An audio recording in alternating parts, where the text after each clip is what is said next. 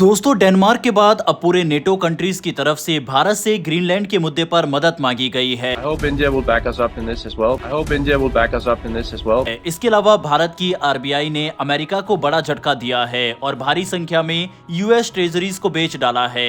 ये 24 घंटे में लगा दूसरा बड़ा झटका है अमेरिका को। इन दोनों खबरों के बारे में इस वीडियो में हम डिटेल में बात करेंगे, इसीलिए वीडियो को अंत तक जरूर देखिएगा। पहले बात करते हैं आरबीआई के एक्शन की। दरअसल इतिहास गवाह है कि जब कोई ताकत खुद को अजय समझने लगती है तभी उसके पतन की शुरुआत होती है। ताकत अगर घमंड में बदल जाए तो वही ताकत सबसे बड़ा खतरा बन जाती है। आज दुनिया की सबसे बड़ी अर्थव्यवस्था अमेरिका ठीक इसी मोड़ पर खड़ी नजर आ रही है और इसकी वजह है डॉलर पर टिकी उसकी पूरी व्यवस्था।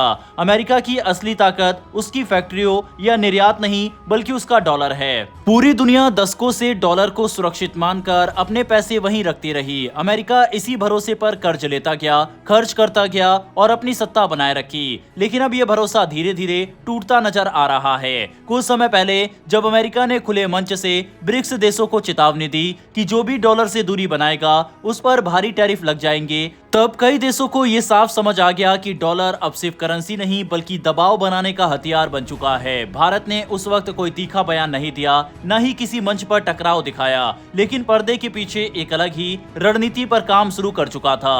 भारत की केंद्र बैंक आरबीआई ने बिना शोर किए ऐसे फैसले लेने शुरू किए जो सीधे अमेरिका की आर्थिक नसों पर असर डालते हैं। भारत ने धीरे धीरे अमेरिकी सरकारी बॉन्ड्स में अपनी हिस्सेदारी कम करनी शुरू की। ये फैसला कोई भावनात्मक कदम नहीं था बल्कि पूरी तरह आर्थिक गणना पर आधारित था। अमेरिका की अर्थव्यवस्था का एक बड़ा हिस्सा कर्ज पर चलता है। वहाँ सरकार हर साल जितना कमाती है उससे कहीं ज्यादा खर्च करती है। इस घाटे को पूरा करने के लिए अमेरिका नए बॉन्ड जारी करता है जिन्हें दुनिया भर के देश खरीदते हैं। जब ये बॉन्ड ज्यादा बिकते हैं तो अमेरिका को सस्ता कर्ज मिल जाता है, लेकिन जब खरीदार पीछे हटने लगे तो हालात बदल जाते हैं। अब जब भारत, रूस और कई अन्य देश अमेरिकी बॉन्ड से दूरी बना रहे हैं तो इसका सीधा असर अमेरिका की उधार लेने की क्षमता पर पड़ रहा है। ब्याज दरें बढ़ती है, कर्ज महंगा होता है और सरकार पर दबाव बढ़ता है। यही वह चीज है जिससे वॉशिंगटन सबसे ज्यादा डरता है। लेकिन कहानी यहीं खत्म नहीं होती। भारत ने जो पैसा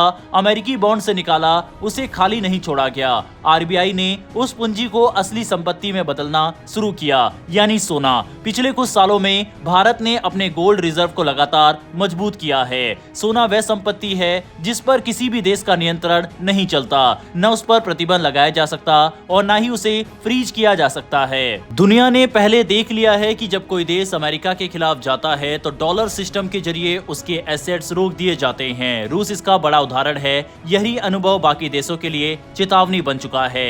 भारत ने भी साफ समझ लिया है कि भविष्य की सुरक्षा सिर्फ कागजी करेंसी में नहीं बल्कि वास्तविक संपत्ति में है। अब बात करते हैं रुपए की। अक्सर कहा जाता है कि रुपया कमजोर हो रहा है, जो कि सच भी है, लेकिन पूरी सच्चाई ये नहीं है। भारत के पास इतना विदेशी मुद्रा भंडार है कि चाहे तो वह रुपया को तुरंत सहारा दे सकता है, लेकिन आरबीआई हर गिरावट को रोकने की जल्दी में नहीं है। इसकी वजह है निर्यात। जब रुपया थोड़ा कमजोर होता है तो भारतीय सामान विदेशी बाजारों में सस्ता पड़ता है। इससे निर्यातकों को फायदा होता है, ऑर्डर बढ़ते हैं और देश में डॉलर की आमद बढ़ती है। यही कारण है कि वैश्विक तनाव और व्यापार युद्ध के बावजूद भारत का निर्यात मजबूत बना हुआ है। एक तरफ अमेरिका टैरिफ लगाकर दबाव बनाने की कोशिश करता है, दूसरी तरफ भारत सिस्टम के जरिए अपनी स्थिति मजबूत करता जा रहा है।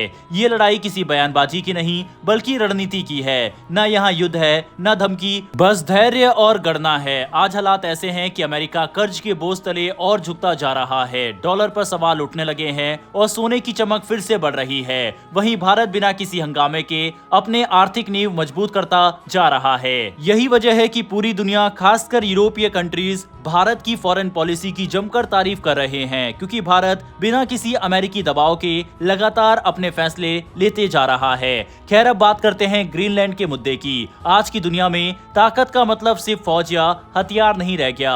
असली ताकत अब उस देश के पास होती है जो मुश्किल हालात में भी संतुलन बना सके, बिना उकसावे के सही दिशा दिखा सके।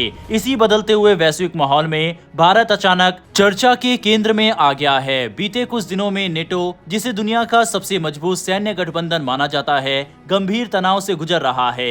हैरानी की बात यह है कि ये संकट किसी दुश्मन देश की वजह से नहीं बल्कि खुद नेटो के सबसे प्रभावशाली सदस्य अमेरिका की नीतियों से पैदा हुआ है। ग्रीनलैंड को लेकर डोनाल्ड ट्रंप के आक्रामक बयानों ने यूरोप के कई देशों को चिंता में डाल दिया है। ग्रीनलैंड जो डेनमार्क के अधीन क्षेत्र है, रणनीतिक और प्राकृतिक संसाधनों के लिहाज से बेहद अहम इलाका है। जब अमेरिका जैसे सहयोगी देश से ही दबाव महसूस होने लगे तो डेनमार्क को समझ आ गया कि मामला साधारण नहीं है। इसी वजह से डेनमार्क ने उन देशों की ओर देखा जो किसी एक गुट में बंधे नहीं है और जिनकी बात को वैश्विक स्तर पर गंभीरता से सुना जाता है। यहाँ से भारत का नाम सामने आता है। भारत की खासियत यह है कि वह किसी भी सैन्य गुट का स्थायी हिस्सा नहीं है। भारत अपने फैसले खुद करता है और हर देश से अपने हितों के आधार पर रिश्ते निभाता है। यही वजह है कि भारत अमेरिका से भी संवाद में रहता है, रूस से भी और यूरोप के देशों के साथ भी मजबूत संबंध बनाए हुए है। डेनमार्क के राजनयिकों का भारत से संपर्क करना इस बात का संकेत है कि दुनिया भारत को अब सिर्फ एक उभरती ताकत नहीं बल्कि एक जिम्मेदार वैश्विक खिलाड़ी मानने लगी है। भारत से ये उम्मीद की जा रही है कि वह इस पूरे विवाद में संयम और बातचीत का रास्ता सुझा सकता है। हालांकि भारत के लिए ये स्थिति आसान नहीं है। अमेरिका के साथ भारत के बड़े रक्षा समझौते हैं, तकनीकी साझेदारी है और व्यापार भी जुड़ा हुआ है। ऐसे में भारत सीधे टकराव की नीति अपनाने से बचता है, लेकिन इसका मतलब ये नहीं है कि भारत चुप रहेगा।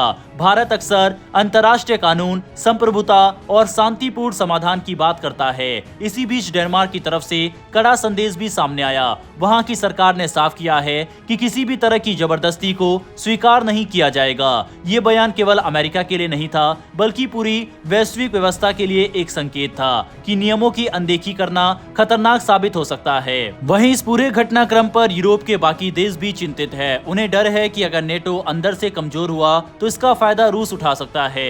रूस पहले से ही पूर्वी यूरोप में अपनी स्थिति मजबूत करने की कोशिश करता रहा है।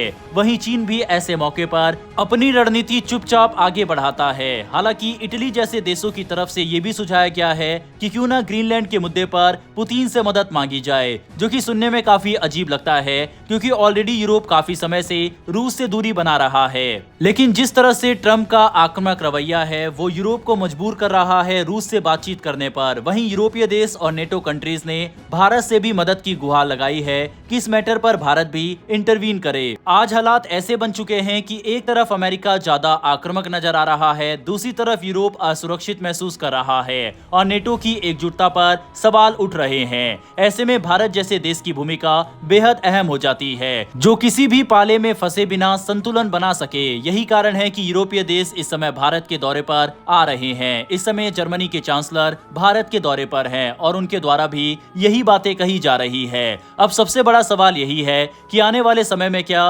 भारत इस वैश्विक तनाव को कम करने में मदद कर पाएगा या दुनिया को और ज्यादा टकराव की ओर बढ़ेगी। क्या भारत को खुलकर पक्ष लेना चाहिए या फिर अपनी संतुलित नीति पर कायम रहना चाहिए? आपके हिसाब से क्या ग्रीनलैंड के मुद्दे पर भारत को सामने आना चाहिए या फिर नहीं? इस पर अपनी राय कमेंट बॉक्स में लिखकर बताइएगा। फिलहाल इस वीडियो में इतना ही, फिर मिलेंगे ऐसी एक नई वीडियो के साथ। धन्यवाद। जय हिंद, जय भारत।